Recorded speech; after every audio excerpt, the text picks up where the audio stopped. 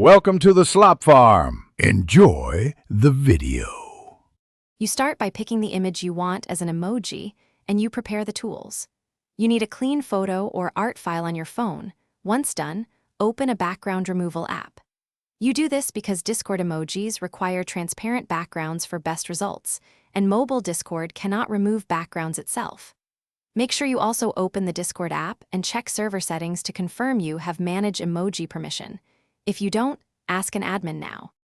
Once the image is in the editor, run the automatic background removal, then refine the mask by brushing edges.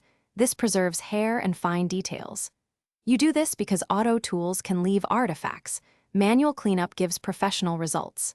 After refining, export the image as a PNG with transparency enabled. Make sure the file size is under 256 KB and the canvas is roughly square. Otherwise, Discord may reject it. Save the PNG to your phone's photos or now open Discord Mobile, go to your server, tap Server Settings, then Emoji and choose Upload Emoji. You pick the PNG you saved, name it with a short tag and press Save. You test it immediately by typing name. In chat, if it looks off, re-edit. If Discord rejects the file, make sure it's under 256 KB, PNG with transparency, and square. If problems persist, simplify edges or re-export at lower quality. Then upload again and verify it works. Thanks for watching. Consider subscribing if we helped you today.